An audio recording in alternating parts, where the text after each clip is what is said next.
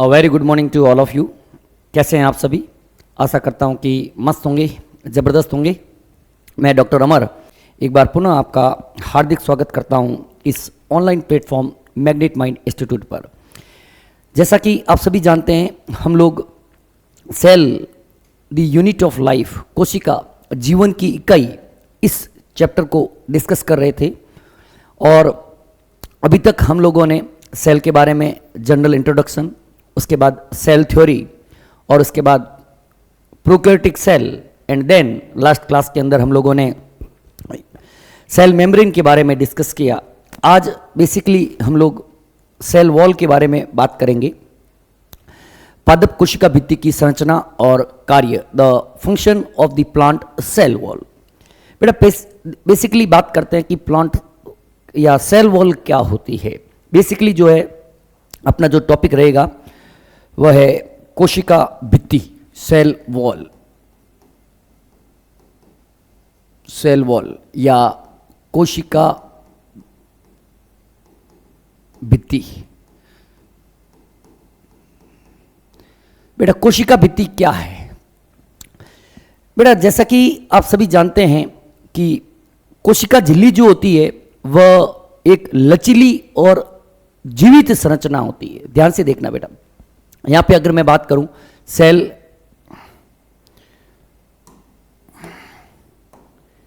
Cell membrane की और इधर मैं बात करता हूं सेल वॉल की, कोशिका झिल्ली की और कोशिका भित्ति की, दोनों में डिफरेंस देखते हैं। कोशिका झिल्ली और कोशिका भित्ति, ठीक है। देखो बेटा, पहली चीज तो बात करें कि कोशिका झिल्ली जो होती है, सेल मेम्ब्रेन, कोशिका झिल्ली जो होती है वह एक जीवित संरचना होती है। क्या है बेटा? एक लिविंग स्ट्रक्चर है। कैसी है बेटा? लिविंग स्ट्रक्चर है, मतलब जीवित संरचना है, ठीक है। जबकि बात करें कोशिका भित्ति की, तो कोशिका भित्ति एक मृत संरचना है, डेड स्ट्रक्चर है। कैसी है? डेड स्ट्रक्चर, मृत संरचना है, ठीक है। फिर बात करें कोशिका झिल्ली की, कोशिका झिल्ली एक फ्लेक्सिबल प्रकृति की, फ्लेक्सिबल नेचर है उसका, ठीक है। फ्लेक्सिबल प्रकृति की, फ्लेक्सिबल नेचर है, मतलब लचीली प्रकृति की स्ट्रक्चर होती है, लचीली प्रकृति होती है। जबकि कोशिका भित्ति जो होती है वह एक रिजिड या दृढ़ संरचना है। कैसी है बेटा? रिजिड स्ट्रक्चर है, रिजिड स्ट्रक्चर है, दृढ़ संरचना है। फिर देखो बेटा, कोशिका झिल्ली की उपस्थिति सभी जीवित कोशिकाओं का एक महत्वपूर्ण लक्षण है। Presence of cell membrane is main feature of या कैरेक्टरिस्टिक फीचर ऑफ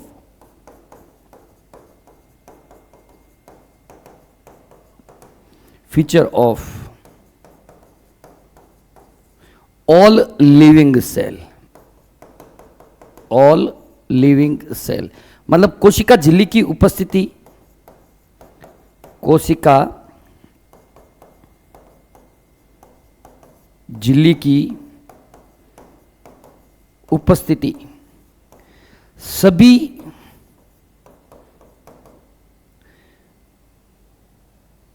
सजीव कोशिकाओं का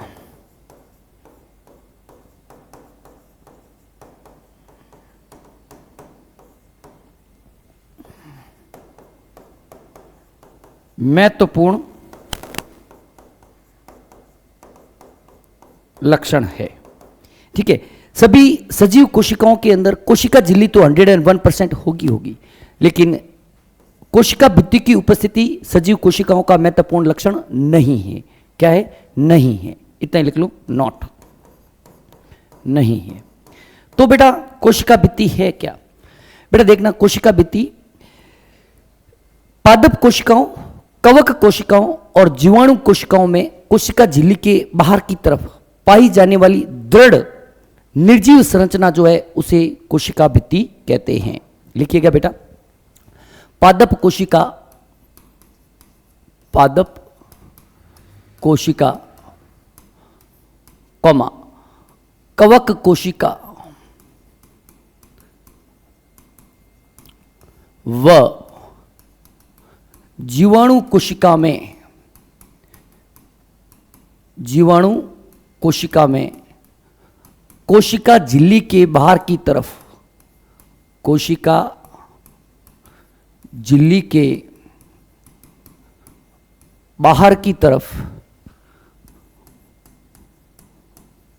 पाई जाने वाली, पाई जाने वाली दृढ़ निर्जीव संरचना को, संरचना को कोशिका भित्ति कहते हैं। कोशिका भित्ति कहते हैं कि मतलब कोशिका भित्ति जो होती है वह पादप कोशिका के अंदर पाई जाती है, कवक कोशिका के अंदर पाई जाती है और जीवाणु कोशिका के अंदर पाई जाती है। और इसके अंदर वो कहां प्रेजेंट होती है? ये प्रेजेंट होती है कोशिका झिल्ली के बाहर की तरफ। कैसी संरचना होती है? निर्जीव और दृढ़ संरचना होती है। लिखिएगा बेटा कि cell wall is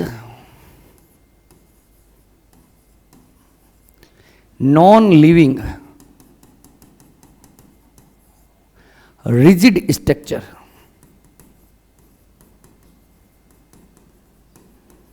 present outside the, present outside the cell membrane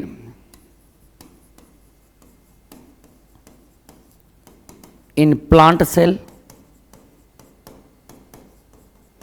fungal cell and bacterial cell, and bacterial cell। बेटा जंतु कोशिकाओं के अंदर कोशिका भित्ति अनुपस्थित होती है। जंतु कोशिकाओं के अंदर कोशिका भित्ति नाम की कोई संरचना नहीं पाई जाती। लिख लीजिए ये पॉइंट, जंतु कोशिकाओं में, जंतु कोशिकाओं में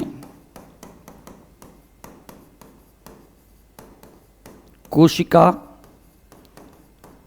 भित्ति, जंतु कोशिकाओं में कोशिका भित्ति अनुपस्थित होती है। Cell wall is absent in animal cell, cell wall is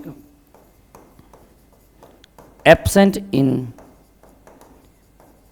animal cell. जंतु कोशिकाओं में किसी भी प्रकार की कोशिका भित्ति नामक संरचना नहीं पाई जाती। अब बेटा बेसिकली हम लोग बात करते हैं कि कोशिका भित्ति है क्या। देखो बेटा, कोशिका भित्ति एक नॉन लिविंग रिजिड स्ट्रक्चर है, निर्जीव दृढ़ संरचना है। कैसी है बेटा? एक निर्जीव दृढ़ संरचना है। यह जीवाणु, कुछ प्रोटिस्ट, कवक, शैवाल और पौधों की जीवद्रव्य झिल्ली के लिए एक बाहरी आवरण का निर्माण करती है।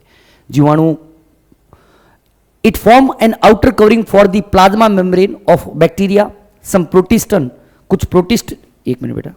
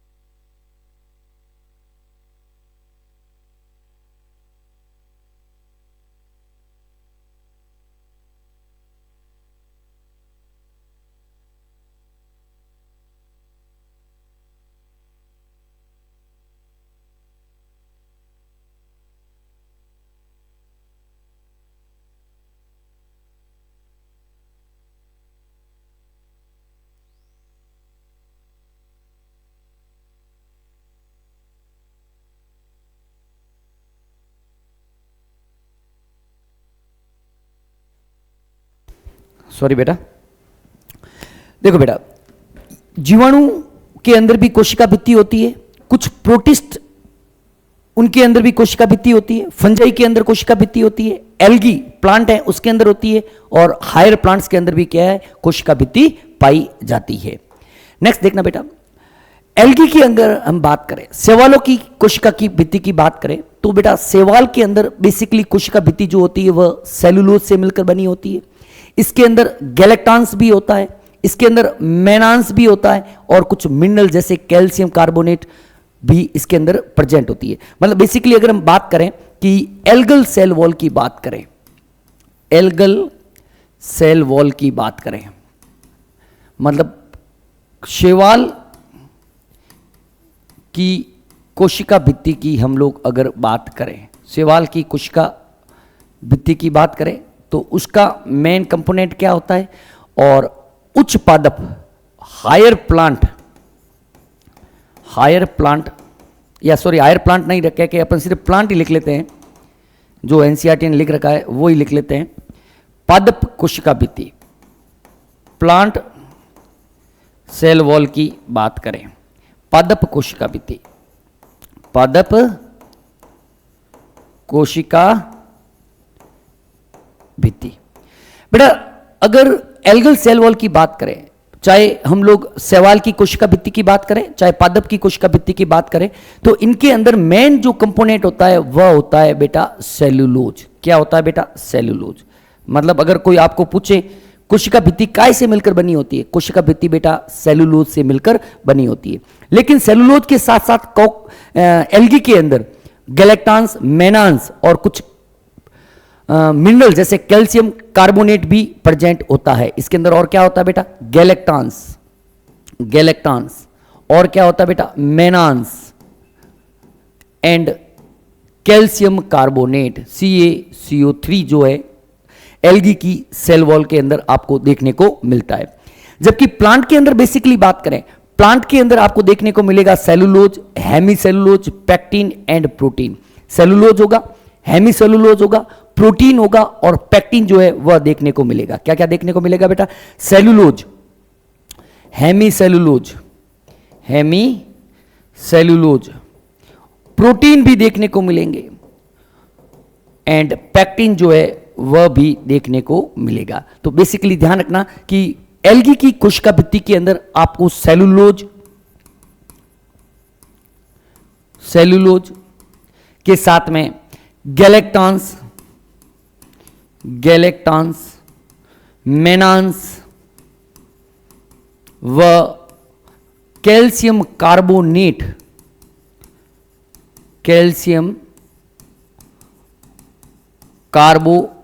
देखने को मिलता है। जबकि पादपों की कोशिका भित्ति के अंदर बेसिकली आपको सेलुलोज, हेमीसेलुलोज, प्रोटीन व पैक्टिन देखने को मिलता है। क्लियर है पॉइंट बेटा? किसी तरह का कोई दिक्कत नहीं है कि एल्गी की सेल वॉल के अंदर एल्गी की कोशिका भित्ति किससे मिलकर बनी होती है और पादपों की कोशिका भित्ति किससे मिलकर बनी होती है। नेक्स्ट देखना बेटा, सेल वॉल की कंपोजिशन की बात करें, अगर हम लोग बेसिकली यहां पर डिस्कस करेंगे पूरा का पूरा जो अपना जो ये टॉपिक है वह प्लांट की सेल वॉल को लेकर डिस्कस किया गया है।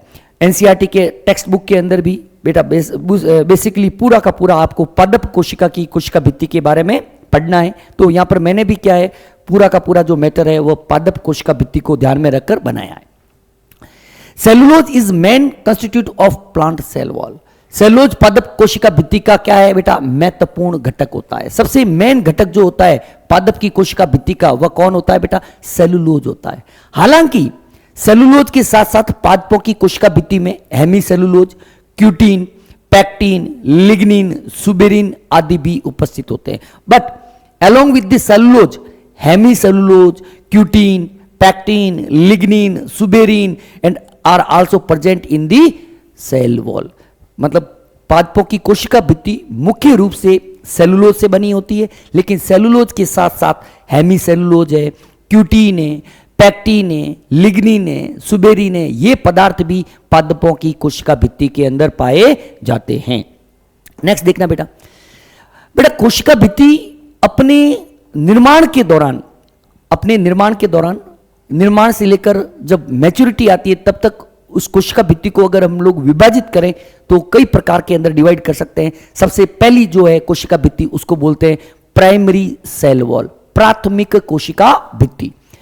बेटा एक युवा पादप के अंदर, एक यंग प्लांट सेल के अंदर जो सबसे पहली बार जो कोशिका भित्ति बनती है, सबसे पहली बार जो कोशिका भित्ति बनती है वह कोशिका भित्ति होती है आपके प्राथमिक कोशिका भित्ति।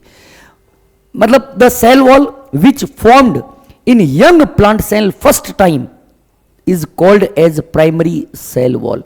युवा पादप कोशिका की यह जो है प्रथम कोशिका भित्ति होती है। दो बार आ गया है, एक को कट कर देते हैं बेटा, ठीक है। It the cell wall of younger plant cell. एक युवा पादप के अंदर, एक युवा पादप की सेल के अंदर सबसे पहली बार जो सेल वॉल बनती है उसे हम लोग प्राइमरी सेल वॉल कहते हैं।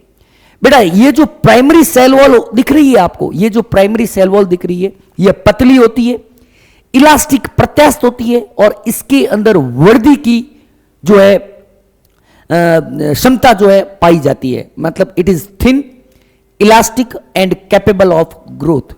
इसकी यह पतली होती है, प्रत्यास्थ, इलास्टिक मतलब इसके अंदर इलास्टिक नेचर पाया जाता है और इसके अंदर वृद्धि की जो है वह क्षमता पाई जाती है। बेसिकली इसके अंदर क्या क्या प्रेजेंट होता है बेटा? बेसिकली इसके अंदर सेलुलोज होता है, हेमी सेलुलोज होता है एंड पैक्टिन जो है। तीन पदार्थ देखने को मिलते हैं, एक तो होता है इसके अंदर सेलुलोज, दूसरा होता है हेमी सेलुलोज और तीसरा जो होता है पैक्टिन जो है इसके अंदर देखने को मिलता है।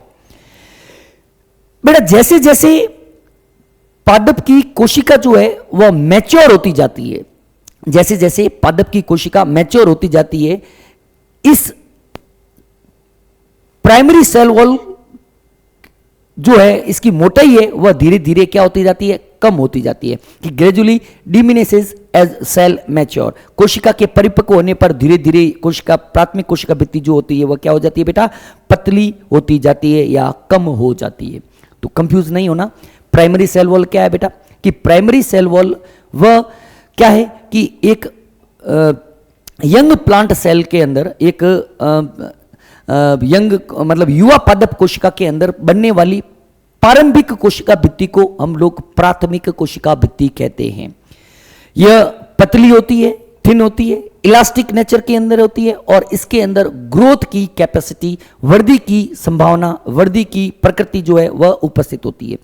बेसिकली इसके अंदर सेलुलोज होता है, हेमी सेलुलोज होता है और पैक्टिन जो है वह पाया जाता है।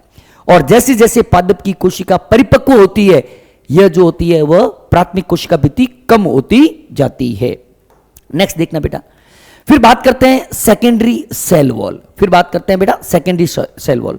बेटा देखो जैसे जैसे पादप की कोशिका मैच्योर होती जाती है तो प्राइमरी सेल वॉल के अंदर की तरफ, प्राइमरी सेल वॉल के अंदर की तरफ सेकेंडरी सेल वॉल का निर्माण होता है कि formed on the inner toward membrane side of the cell. मतलब प्राथमिक कोशिका भित्ति के अंदर की तरफ जैसे जैसे पादप परिपक्व होता जाएगा, उस पादप कोशिका के कोशिका झिल्ली की तरफ या प्राथमिक कोशिका भित्ति के अंदर की तरफ क्या बनेगी बेटा? अंदर की तरफ आपके द्वितीयक कोशिका भित्ति का निर्माण होता है। मतलब बाहर की तरफ, ये जो आप लोग देख रहे हो ये है बाहर की तरफ, ठीक है। ये आप लोग जो देख रहे हो, ये आप लोग देख रहे हो, ये है बाहर का भाग। ये बाहर की तरफ कौन प्रेजेंट है? बाहर की तरफ प्रेजेंट है प्राइमरी सेल वॉल। और बेटा इसके अंदर की तरफ, यहां पर इसके अंदर की तरफ आपको जो है ये वाली, ये वाली, ये अंदर की तरफ जो है ये आपके क्या है बेटा? सेकेंडरी सेल वॉल अंदर की तरफ बनेगी टुवर्ड दी सेल मेम्ब्रेन। ये क्वेश्चन पूछ सकते हैं कि द्वितीय कोशिका भित्ति का निर्माण किस तरफ होता है? द्वितीय कोशिका भित्ति का निर्माण प्राथमिक कोशिका भित्ति के अंदर की तरफ कोशिका झिल्ली की तरफ होता है, ठीक है। बेटा देखना, प्राथमिक कोशिका भित्ति थिन थी, इलास्टिक थी, जबकि द्वितीय कोशिका भित्ति रिजिड और थिक होती है, दृढ़ और मोटी होती है। उसके अंदर बेसिकली सेलुलोज, हेमी सेलुलोज और पैक्टिन था, लेकिन यहां पर इसके अंदर पैक्टिन, सेलुलोज और हेमी सेलुलोज के साथ साथ क्यूटीन, लिग्निन और सुबेरिन भी पाया जाता है। और बेसिकली जो विभिजोतक होते हैं जिनके अंदर विभाजन की क्षमता होती है उसके अंदर द्वितीय कोशिका भित्ति अनुपस्थित होती है। तो बेटा देखना बहुत इजी तरीके से समझा हमने कि प्राइमरी कोशिका भित्ति क्या होती है और सेकेंडरी कोशिका भित्ति क्या होती है, प्राथमिक सेल वॉल क्या होती है, प्राथमिक या प्राइमरी सेल वॉल क्या होती है और सेकेंडरी सेल वॉल क्या होती है। वापस देख लेना कि जो प्राइमरी सेल वॉल होती है एक यंग प्लांट सेल के अंदर बनने वाली सबसे पहली जो कोशिका भित्ति होती है, प्रथम बार जो कोशिका भित्ति बनती है वह प्राइमरी सेल वॉल होती है। प्राइमरी सेल वॉल की बात करें तो प्राइमरी सेल वॉल पतली और फ्लेक्सिबल नेचर की होती है जो बेसिकली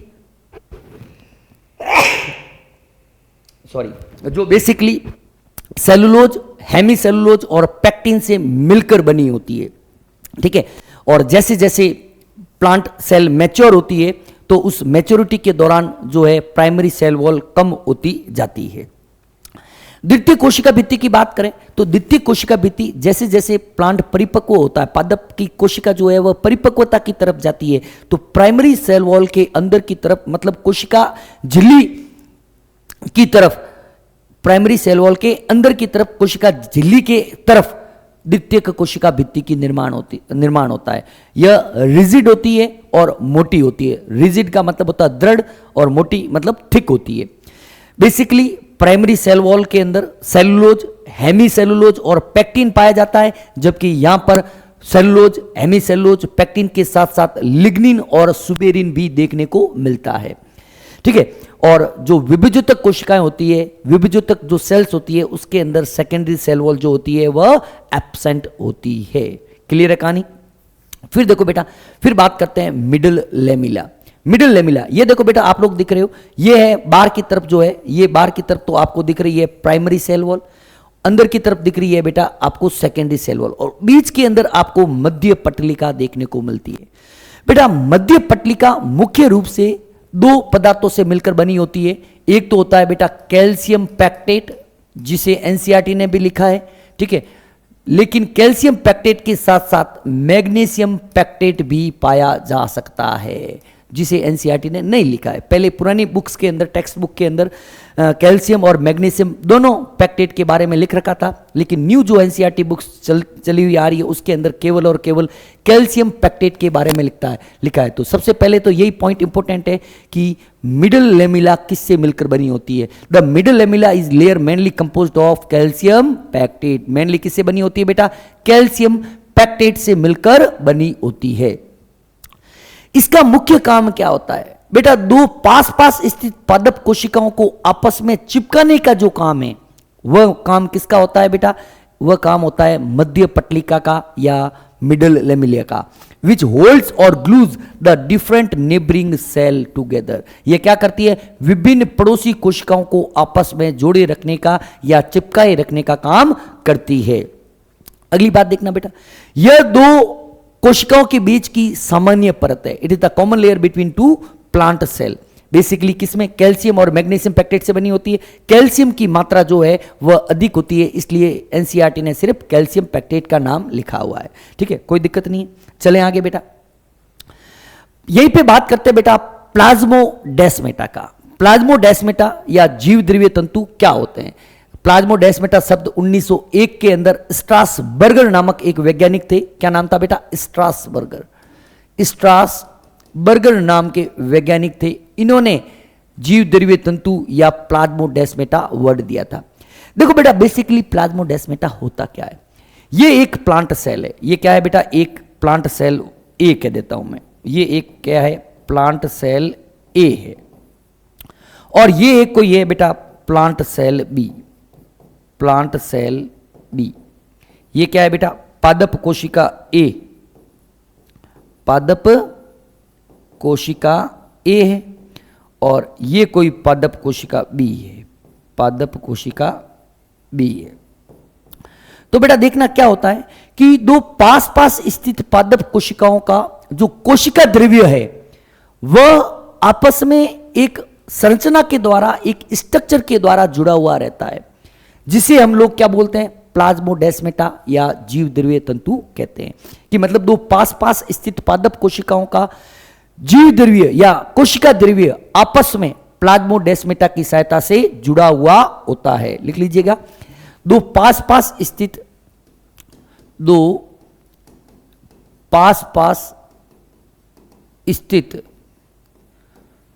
पादप कोशिकाओं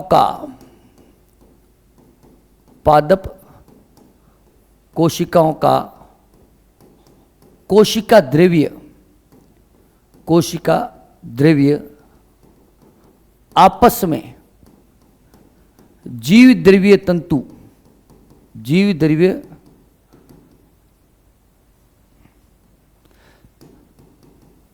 तंतु की सहायता से जुड़ा रहता है। The cytoplasm of two neighboring plant cell is connected with the help of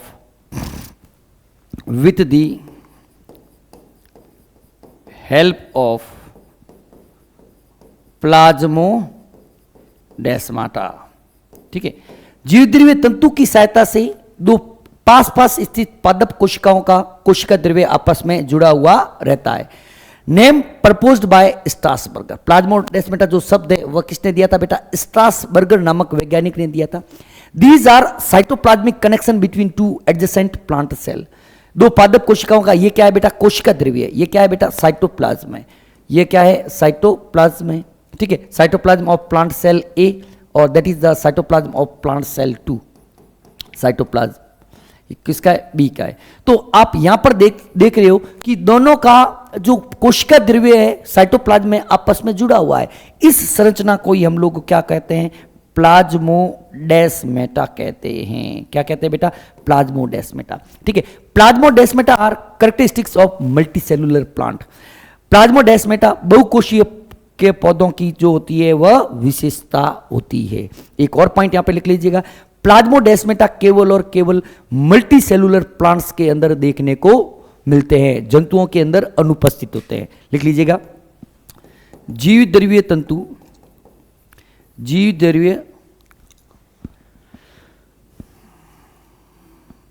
तंतु की उपस्थिति बहुकोशिकीय पादपों की विशेषता है। बहुकोशिकीय, एक कोशिकीय में हो गए नहीं बेटा, सीधी सी बात है। बहुकोशिकीय पादपों की विशेषता है। एक कोशिकीय पादपों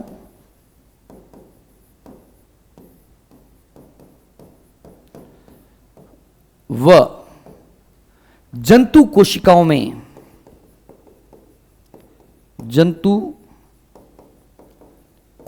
में जीव द्रव्य तंतु अनुपस्थित होते हैं। Presence of plasmodesmata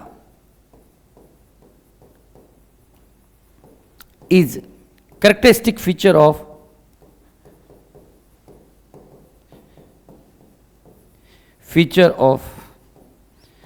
multicellular plant.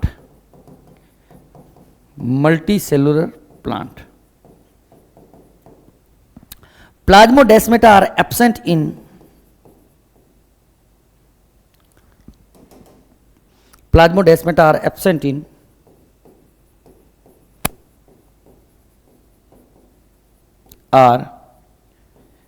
absent in unicellular plant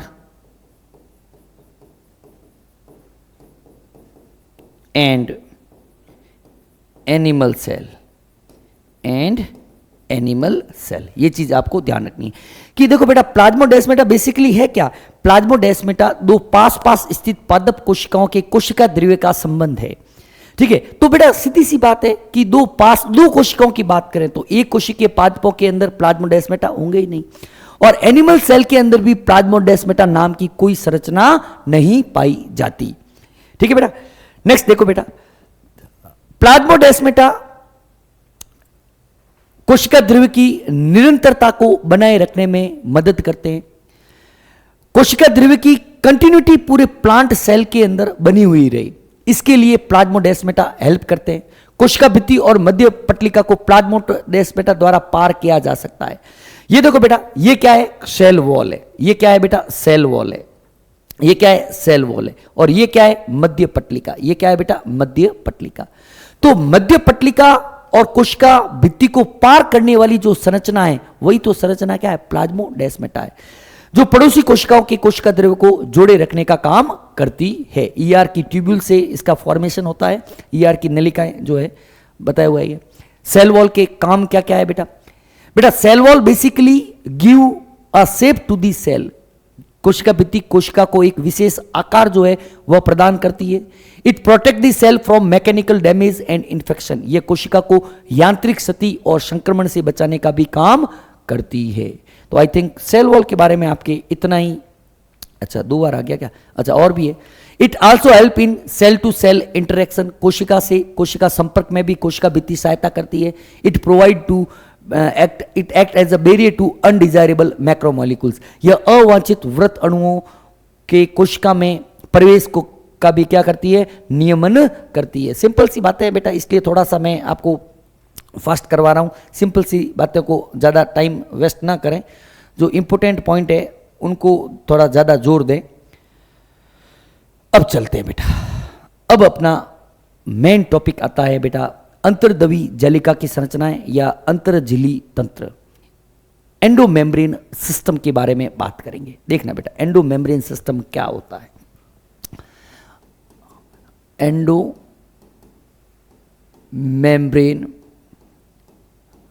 system, अंतःझिल्लिका तंत्र, अंतःझिल्लिका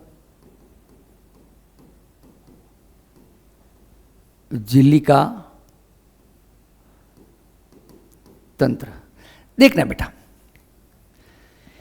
अंतःझिल्लिका तंत्र की पहले हम लोग डेफिनेशन देखते हैं कि यूकैरियोटिक सेल के अंदर ससीम के अंदर की कोशिकाओं के अंदर कुछ झिल्ली युक्त कोशिकांग ऐसे होते हैं जिनके संरचना एक दूसरे से अलग अलग होती है, उनके कार्य एक दूसरे से अलग अलग होते हैं, लेकिन उनके कार्य आपस में एक दूसरे से संबंधित होने के कारण उन्हीं कोशिकांगों को, उन्हीं सभी कोशिकांगों को एक तंत्र के अंदर रखा जाता है, जिसे हम लोग एंडोमेम्ब्रेन सिस्टम या अंतःझिल्लिका तंत्र कहते हैं।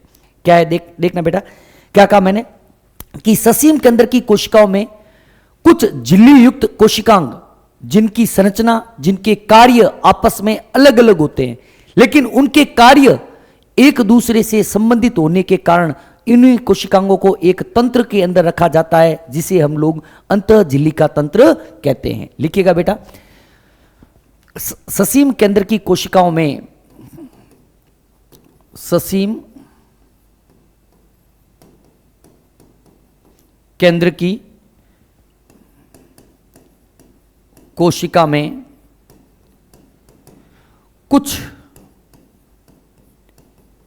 झिल्ली युक्त कोशिकाओं जिनकी संरचना व कार्य एक दूसरे से अलग अलग होते हैं, अलग अलग होते हैं, लेकिन इनके कार्य आपस में एक दूसरे से संबंधित होने के कारण, संबंधित होने के कारण इन्हें एक तंत्र में, एक तंत्र के अंतर्गत रखा जाता है, अंतर्गत रखा जाता है, जिसे अंतः झिल्लिका तंत्र कहते हैं। बहुत इंपॉर्टेंट डेफिनेशन, बहुत अच्छे तरीके से मैंने लिख लिया है कि यूकैरियोटिक सेल के अंदर कुछ मेम्ब्रेन बाउंड ऑर्गेनेलीज ऐसे होते हैं जिनकी स्ट्रक्चर, जिनका फंक्शन एक दूसरे से अलग अलग होता है, लेकिन उनके फंक्शन आपस में एक दूसरे से कोरिलेट करते हैं, इसलिए उन्हें एक सिस्टम के अंदर, एक तंत्र के अंदर रखते हैं। The system is known as endomembrane system. लिखिएगा in eukaryotic cell, in eukaryotic cell, some membrane bound organelles, membrane bound organelles whose structure and functions are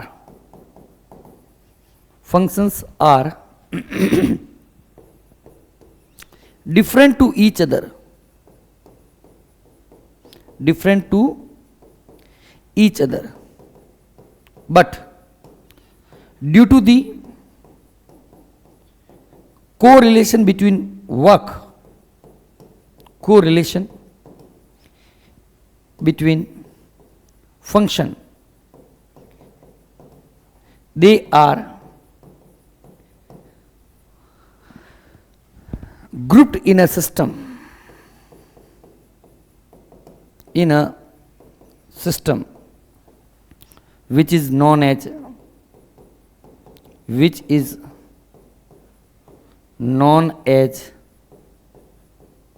endomembrane system, endomembrane system। उन्हें हम लोग क्या बोलते हैं बेटा? एंडोमेम्ब्रेन सिस्टम कहते हैं। ठीक है, देखिएगा बेटा, क्या डेफिनेशन देखना, एंडोमेम्ब्रेन सिस्टम में क्या है वो। एक मिनट, इससे पहले तो कुछ नहीं है, देख लेते हैं। चलो, यहीं पे लिखा हुआ अंतःझिल्ली तंत्र।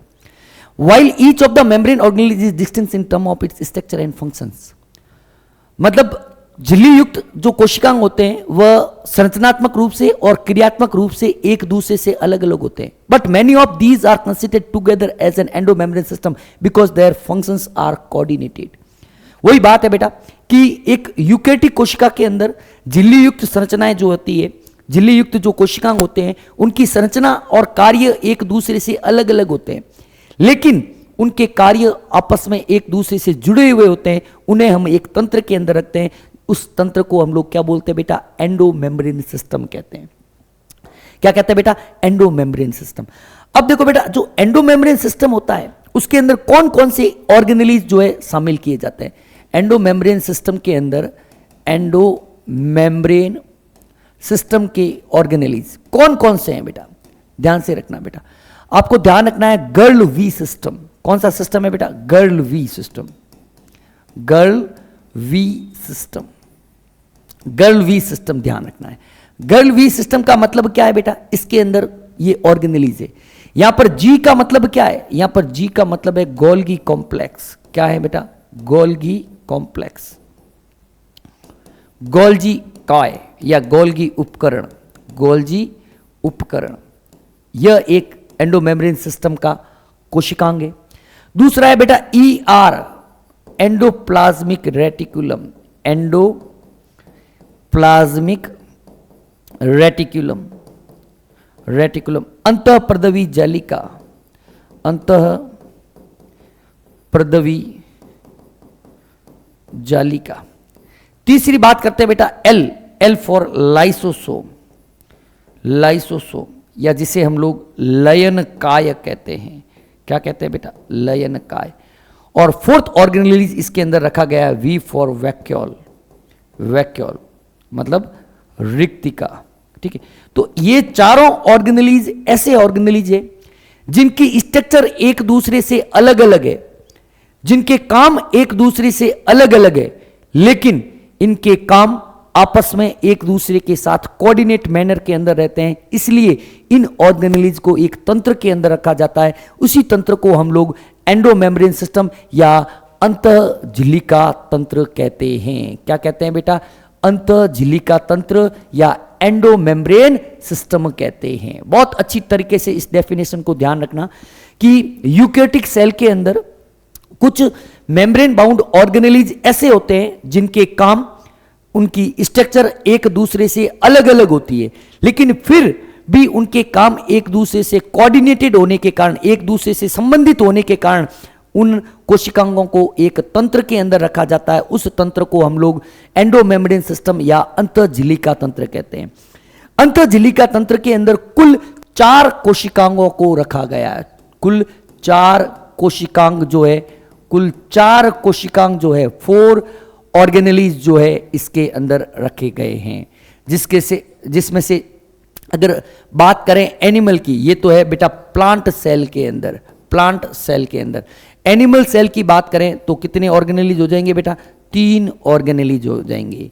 क्यों? क्योंकि 3 कोशिकांग हो जाएंगे। क्यों भाई? क्योंकि एनिमल सेल के अंदर वैक्यूल जो होती है वह एब्सेंट होती है। ठीक है बेटा, ये चीज आप लोग ध्यान रखिएगा।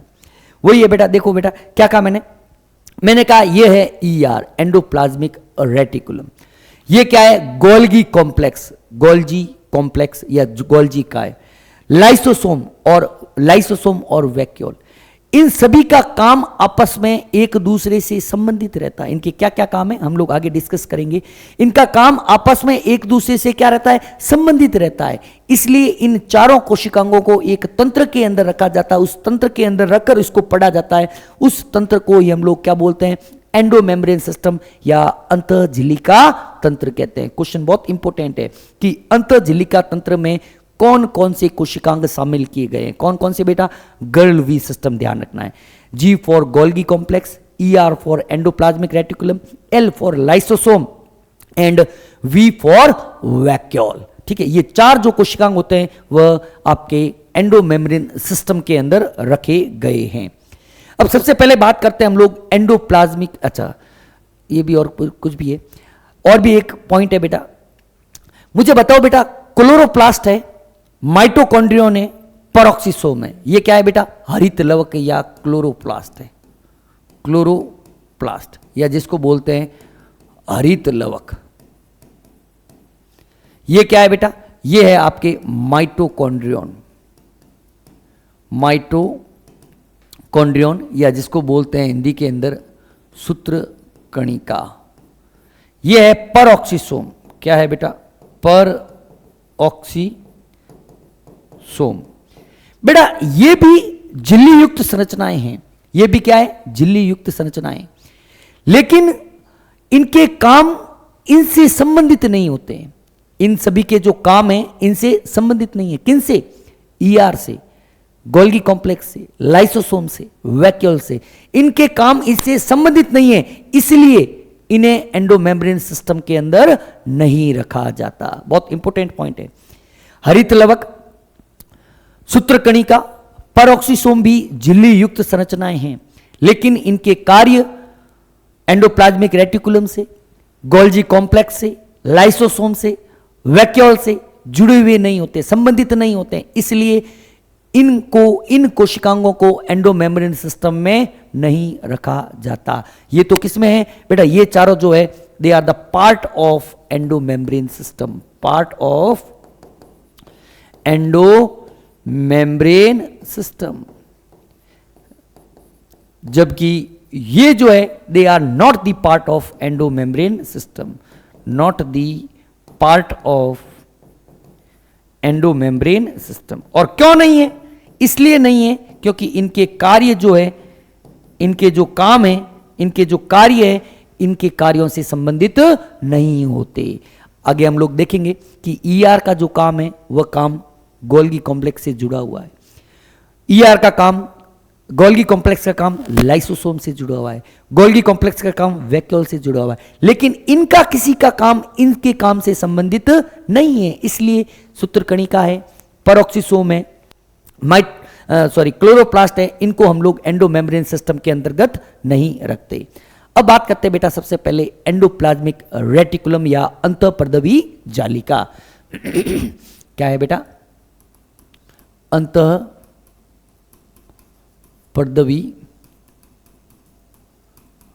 जालिका। देखो बेटा, ये है केंद्रक। ये क्या है बेटा? केंद्रक है, न्यूक्लियस। ये है आपके न्यूक्लियस या केंद्रक। बेटा केंद्रक के पास में आपको ऐसी एक ट्यूबुलर स्ट्रक्चर देखने को मिलेगी। किस प्रकार से? देखो बेटा, मैं कह रहा हूं यह है आपका केंद्रक, ठीक है। इस केंद्रक के पास में यहां पर कुछ इस प्रकार से, इस केंद्रक के पास में आपको कुछ इस प्रकार से ट्यूबुलर स्ट्रक्चर देखने को मिलती है। इस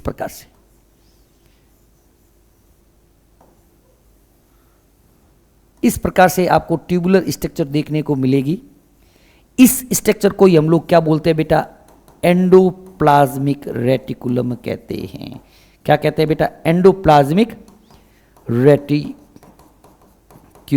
ईआर, जिसको हम लोग बार बार ईआर बोलेंगे। ये क्या है बेटा? ये है न्यूक्लियस। क्या है बेटा? न्यूक्लियस या केंद्रक। तो केंद्रक के पास में आपको एक कई सारी जालिकावर्त ट्यूबुलर स्ट्रक्चर्स देखने को मिलती है, जिन्हें हम लोग ईआर कहते हैं। स्लाइड से पढ़ते हैं। These are the network of tiny tubular structures scattered in the cytoplasm. यह सूक्ष्म नलिकाओं का एक जाल है जो पूरे कोशिका द्रव्य में फैला हुआ रहता है। अब देखो बेटा, ईआर के कारण जो कोशिका द्रव्य है वो आपको दो भागों में बटा हुआ दिखाई देता है। एक तो वह जो ईआर के अंदर है और एक वह जो एआर के बाहर है। ध्यान से देखो बेटा, इस डायग्राम के अंदर देखते हैं। बेटा मैं कह रहा हूं ये पूरा कोशिका द्रव्य है। इधर वाला पूरा क्या है? ये क्या है? साइटोप्लाज्म ही तो है। ये है साइटोप्लाज्म। ईआर के कारण जो साइटोप्लाज्म है वो दो पार्ट में डिवाइड हो गया। एक तो वह जो इस ईआर के अंदर है, ठीक है, एक तो वह जो इस ईआर के अंदर है, इसको बोलते हैं ल्यूमिनल। इसको क्या बोलते हैं बेटा? ल्यूमिनल। और जो ईआर के बाहर है उसको क्या बोल दिया बेटा? Extra luminal. एक्स्ट्रा ल्यूमिनल मतलब due to the presence of ER the cytoplasm of cell is divided into two part. One is called as luminal and another one is called as extra luminal. लिख लीजिएगा भली इस point को। Due to the presence of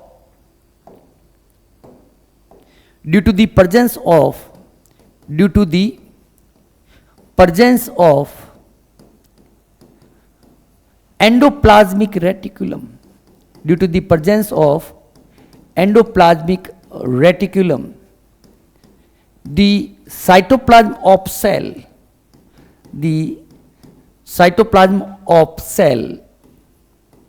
is divided into two parts. क्या है बेटा? ER की उपस्थिति के कारण ईआर की उपस्थिति के कारण कोशिका का कोशिका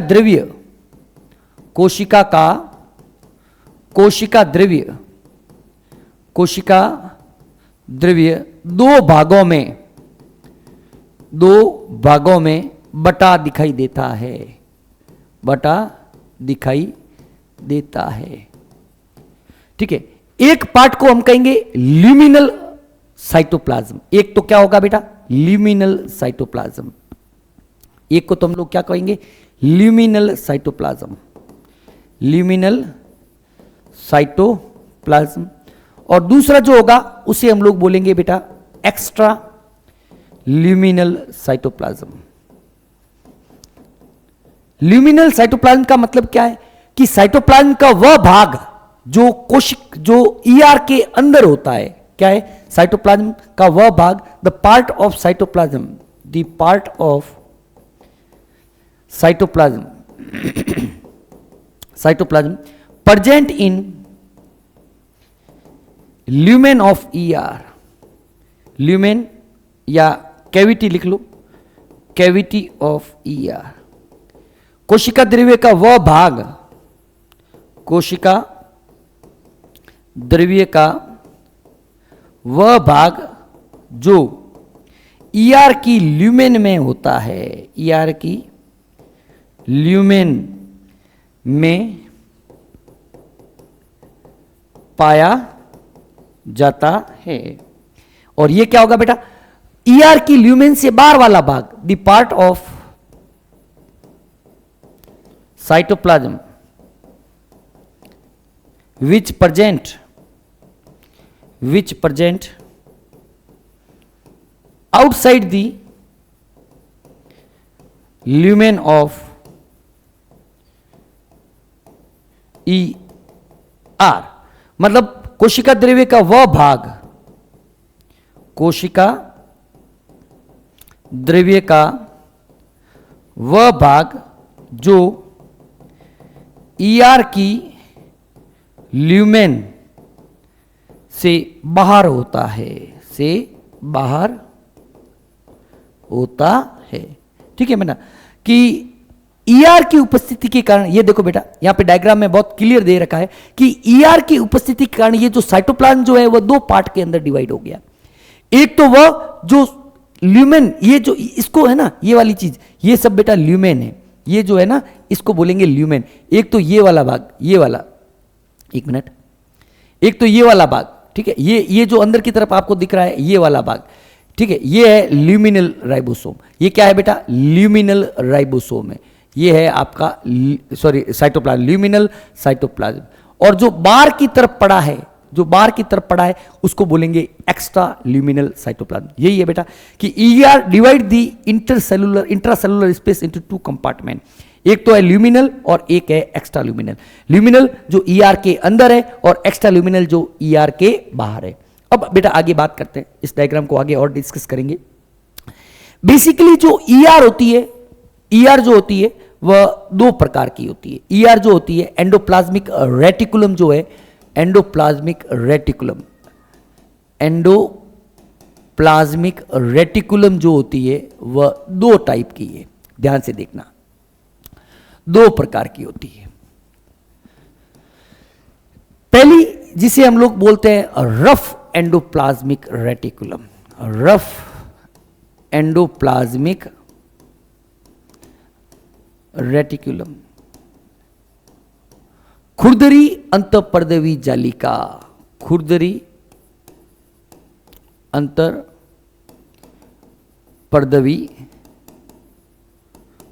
जालिका। और दूसरी जो होती है उसे हम लोग बोलते हैं बेटा स्मूथ एंडोप्लाज्मिक रेटिकुलम, चिकनी अंतःपर्दवी जालिका। बेटा रफ एंडोप्लाज्मिक रेटिकुलम को हम लोग बार बार आरईआर से डिनोट करेंगे। किससे डिनोट करेंगे? आरईआर से। और स्मूथ को हम लोग बार बार एसईआर से डिनोट करेंगे। Is that clear? बेटा खुरदरी अंतःपर्दवी जालिका मतलब ऐसी ईआर जिसकी सतह पर राइबोसोम पाए जाते हैं, जिसके कारण उसकी सतह जो होती है वह खुरदरी दिखाई देती है। इसकी सतह खुरदरी दिखाई देती है। क्या होगा बेटा? इसकी सतह पर, इसकी सतह राइबोसोम की उपस्थिति के कारण, राइबोसोम भी कौन से होते हैं बेटा? 70S प्रकार के होते हैं। राइबोसोम की उपस्थिति के कारण, उपस्थिति के कारण खुरदरी दिखाई देती है। खुरदरी दिखाई देती है। Surface observed rough, observed rough due to presence of, due to presence of ribosome, ribosome 70S type के। हमने बताया था कि यूकेरियोटिक सेल के अंदर 70S और 80S दोनों प्रकार के राइबोसोम पाए जाते हैं। तो देखो बेटा 80S तो कोशिका द्रव्य के अंदर होंगे, साइटोप्लाज्म के अंदर होंगे, और 70S जो होते हैं वो ऑर्गेनेलीज के अंदर होते हैं। इसकी सतह पर राइबोसोम जो होते हैं, राइबोसोम अनुपस्थित होते हैं। राइबोसोम की अनुपस्थिति के कारण, अनुपस्थित, इतना ही लिख लो, राइबोसोम एब्सेंट। राइबोसोम जो होते हैं वह एब्सेंट होते हैं। ठीक है, तो ईआर जो है बेसिकली हमने ईआर को दो पार्ट के अंदर डिवाइड किया। ईआर जो है वह दो प्रकार के होते हैं, राइबोसोम की उपस्थिति के और अनुपस्थिति के आधार पर। पहले जो है, अच्छा पहले एक चीज और देख लेते हैं बेटा, इसके बाद हम लोग बात करते हैं। पहले इस चीज को देख लेते हैं, ईआर के टाइप्स हम लोग जो है बाद में बात कर लेते हैं। बेटा ईआर के बेसिकली 3 कंपोनेंट होते हैं। एक तो होते हैं बेटा सिस्टर्नी, एक तो क्या होता है बेटा सिस्टर्नी, दूसरा होता है ट्यूब्यूल और तीसरा होता है वेसिकल्स। ईआर के 3 कंपोनेंट, ईआर के टाइप्स को हम लोग बाद में आगे डिस्कस कर लेंगे। आई थिंक मैंने पहले लिख लिया, चलो कोई बात नहीं, ईआर चलो कोई दिक्कत नहीं है। बेटा एक होता है सिस्टर्नी, ये आपको जो स्ट्रक्चर दिख रही है यह सिस्टर्नी की है। सिस्टर्नी आपको कैसी दिख रही है बेटा, लॉन्ग है, बिल्कुल लंबी है, फ्लैट है और अनब्रांच्ड है। इसके अंदर किसी भी प्रकार की आपको ब्रांचिंग देखने को नहीं मिलेगी। लॉन्ग, फ्लैट और अनब्रांच्ड जो है संरचनाएं जो होती है उसे हम लोग क्या बोलते हैं बेटा, उसे ही हम लोग क्या बोलते हैं, सिस्टर्नी कहते हैं। और ये जो होती है एक स्टैक्स, मतलब एक ढेर, एक के ऊपर एक, इस प्रकार से व्यवस्थित होती है। ईआर के अंदर बेसिकली 3 कंपोनेंट देखने को मिलते हैं, cisternae, tubules and vesicles. Cisternae जो होती है लॉन्ग, फ्लैट, अनब्रांच्ड होती है और एक दूसरे के ऊपर जो होती है वह व्यवस्थित होती है। ट्यूब्यूल्स की बात करें, ट्यूब्यूल का कोई शेप फिक्स नहीं होता है, इरेगुलर शेप्ड होती है और ब्रांच्ड होती है। यहां पे आपको देखो बेटा ये ट्यूब्यूल्स है, ट्यूब्यूल्स के अंदर आपको इस प्रकार से ये ब्रांचिंग देखने को मिलती है। ये देखो बेटा आपको बहुत भयंकर अनियमित रूप से क्या होती है, ब्रांचिंग होती है और इनके चारों तरफ एक मेम्ब्रेन भी पाई जाती है। वेसिकल जो होती है, इनकी स्ट्रक्चर जो होती है वह ओवल शेप्ड होती है। कैसी होती है बेटा, ओवल शेप्ड होती है। तो आपको ईआर की संरचना के अंदर 3 घटक जो है वह देखने को मिलेंगे। एक होंगे सिस्टर्नी, दूसरे होंगे ट्यूब्यूल्स और तीसरे जो होते हैं उन्हें हम लोग वेसिकल्स कहते हैं। Cisternae long, flat, unbranched structure होती है, जबकि ट्यूब्यूल जो होती है इरेगुलर और ब्रांच्ड स्ट्रक्चर होती है और वेसिकल जो होती है वह ओवल शेप स्ट्रक्चर होती है। फिर देखो बेटा, फिर हमने कहा कि राइबोसोम जो होते हैं वह 2 प्रकार के होते हैं, सॉरी ईआर जो होती है वह 2 प्रकार की होती है। एक तो अपने का हम लोगों ने कहा आरईआर, रफ एंडोप्लाज्मिक रेटिकुलम।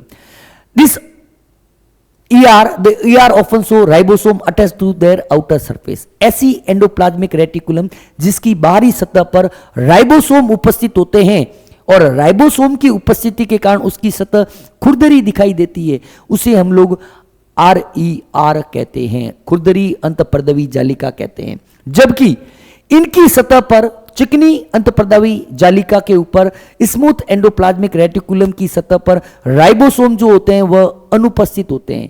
इस कारण उसकी सतह जो होती है वह चिकनी दिखाई देती है। अब यहां पर देखना बेटा, बेसिकली जो आरईआर है वह आरईआर जो होती है वह केंद्र के पास वाली जो होती है वहां पर पाई जाती है।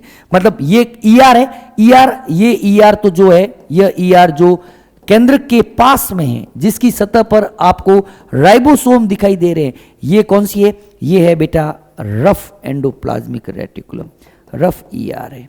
और जो दूर होती है जनरली ये कौन सी होती है, ये होती है बेटा आपके स्मूथ ईआर। क्लियर है कहानी कि सामान्यतया आरईआर केंद्र के पास और एसईआर जो होते हैं वह केंद्र से दूर व्यवस्थित होती है। क्लियर है बेटा। नेक्स्ट देखना बेटा, फिर देखो बेटा राइबोसोम, अच्छा ये एटीएस कह रहा है बेसिकली बेटा। अच्छा ये एटीएस कह रहा है, यहां पर एटीएस नहीं होगा बेटा, लेकिन ये कह रहा है 1 मिनट बेटा, मैं चेक कर लेता हूं, कोई दिक्कत नहीं है। 1 मिनट बेटा।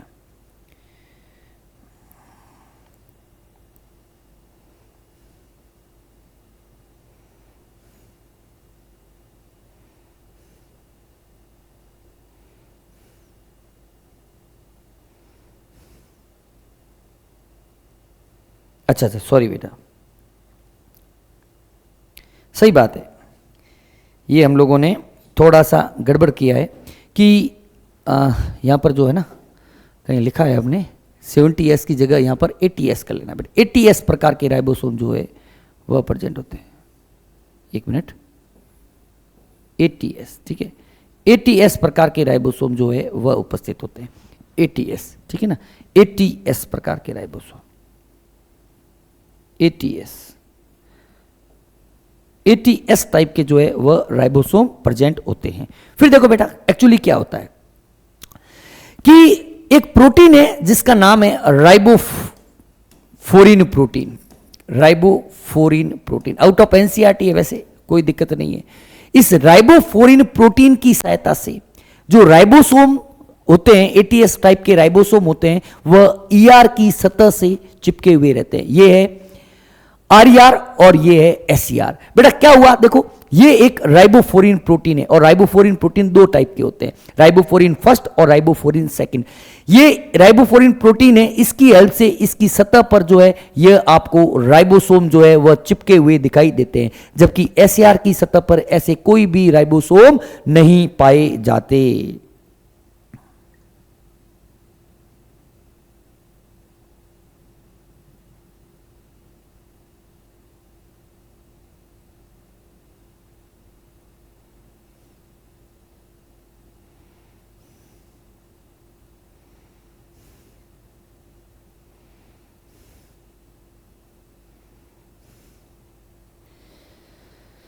नहीं पाए जाते, ठीक है बेटा।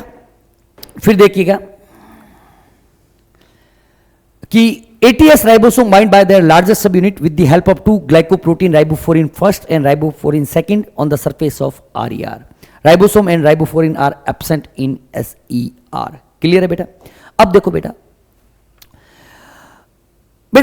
रफ एंडोप्लाज्मिक रेटिकुलम के अंदर हमने बताया कि ईआर के अंदर मुख्य रूप से 3 घटक होते हैं, cisternae, tubule and vesicle. Rough के अंदर बेसिकली आपको क्या देखने को मिलेंगे, it is mainly made up of cisternae. ये सामान्यतः किससे मिलकर बनी होती है बेटा, सिस्टर्नी से मिलकर बनी होती है। जबकि आरईआर जो होती है उसके अंदर मेनली क्या होते हैं बेटा, ट्यूब्यूल्स जो है वह देखने को मिलते हैं।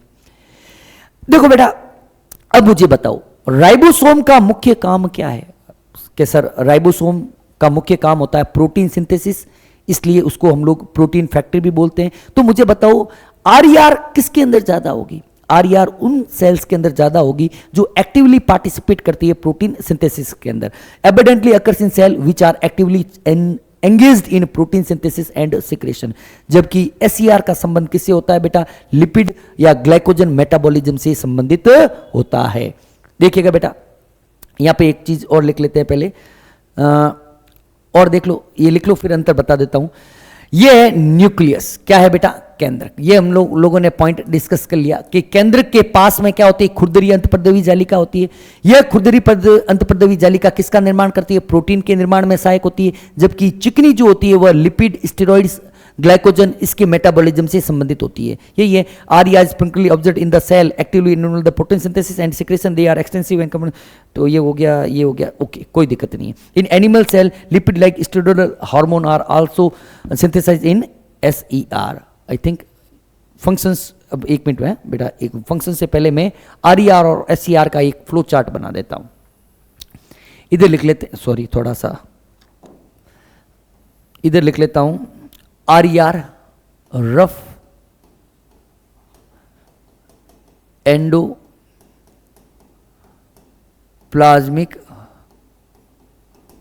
Reticulum,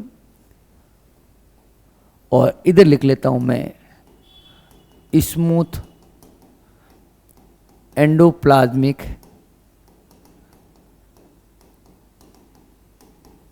reticulum. देखो बेटा, मेनली क्या है इसके अंदर, राइबोसोम कौन से बेटा, एटीएस। मैंने थोड़ा गड़बड़ कर दिया था, थोड़ा सा मेरे को कोई माइंड के अंदर कुछ और चल रहा था, एटीएस मानना, सॉरी बेटा है। एटीएस टाइप के राइबोसोम जो होते हैं वह प्रेजेंट होते हैं, और यहां पर क्या होते हैं बेटा, एब्सेंट होते हैं। दूसरा अगर पॉइंट देखें इसके अंदर, राइबोफ्लोरिन प्रोटीन प्रेजेंट होता है, उसकी हेल्प से तो चिपकते हैं। यहां पर क्या होता है बेटा, एब्सेंट होता है। तीसरी बात करें, मेनली कंपोज्ड ऑफ सिस्टर्नी, और ये क्या होते हैं बेटा, मेनली कंपोज्ड ऑफ ट्यूब्यूल्स। किससे बने होते हैं, ट्यूब्यूल से मिलकर बने होते हैं। फिर बात करते हैं और कि ईआर जो होती है वह mainly involved in protein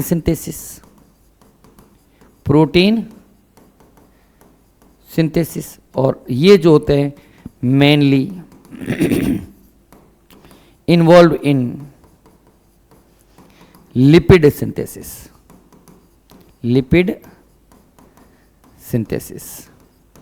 generally present near the nucleus,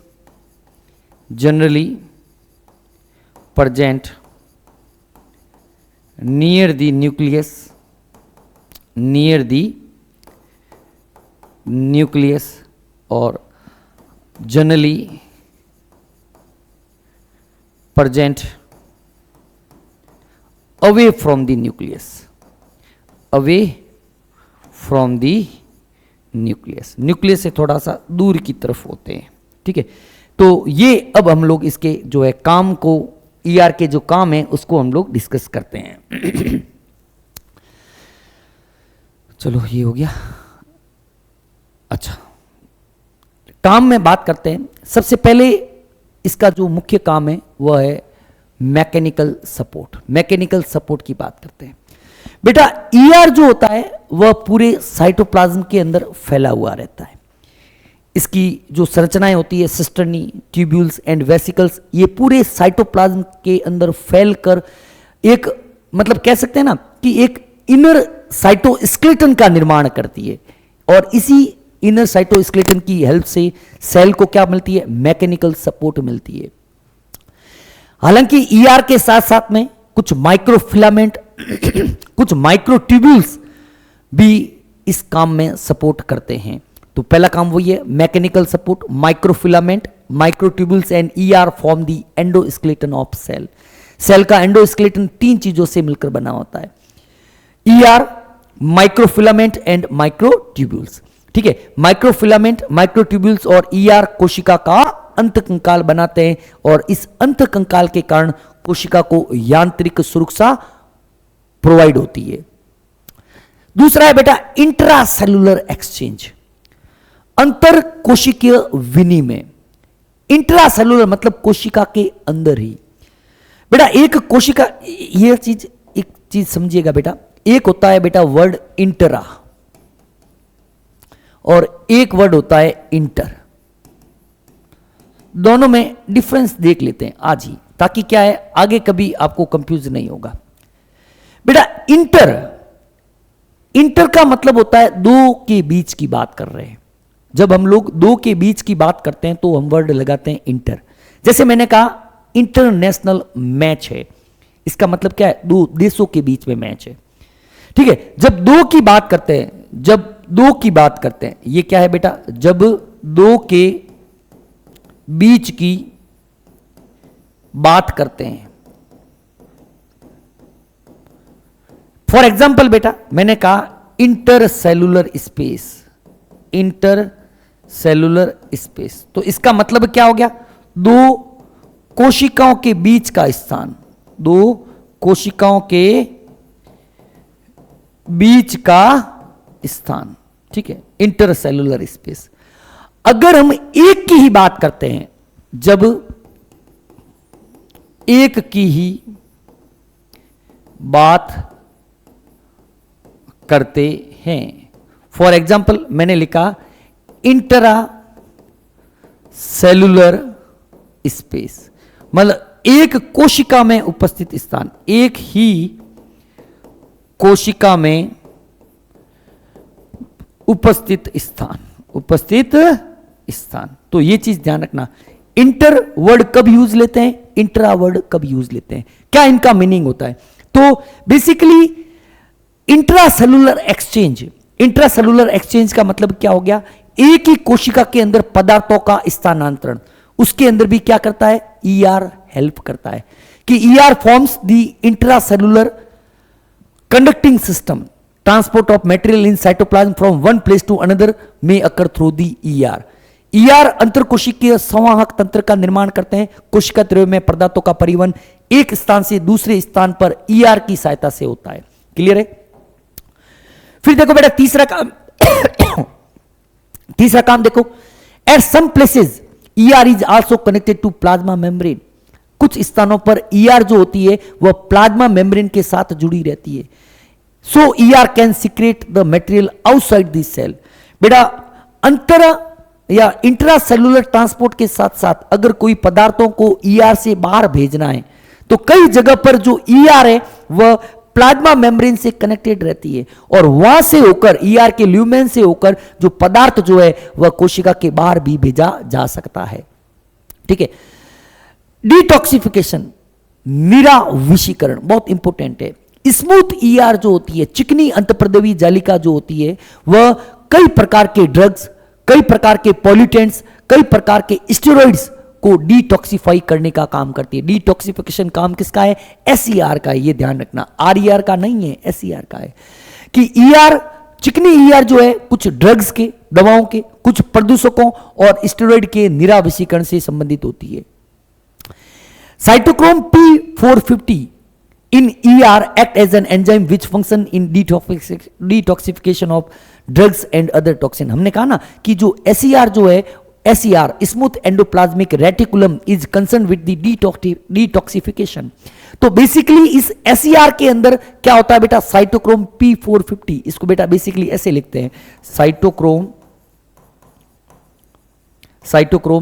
P450 ऐसे लिखा जाता है। ठीक है ना, साइटोक्रोम P450, इसका जो संबंध जो होता है वह डिटॉक्सिफिकेशन या निराविषीकरण से होता है।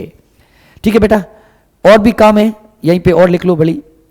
ईआर का अगला काम क्या है, ईआर किस में काम आती है बेटा, प्रोटीन सिंथेसिस में काम में आती है। ईआर किस में काम में आ रही है, प्रोटीन के सिंथेसिस के अंदर काम में आ रही है, जैसे RER.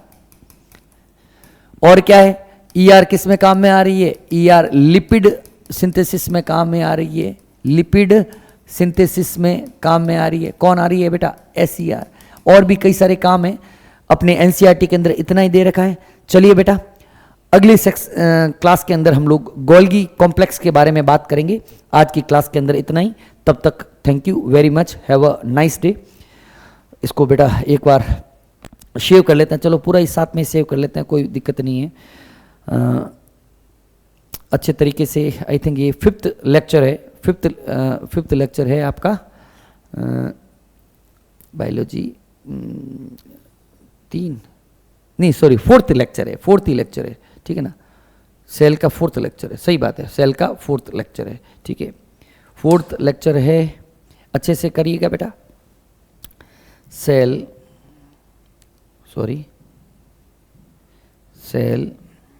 The unit of life, और ये उसका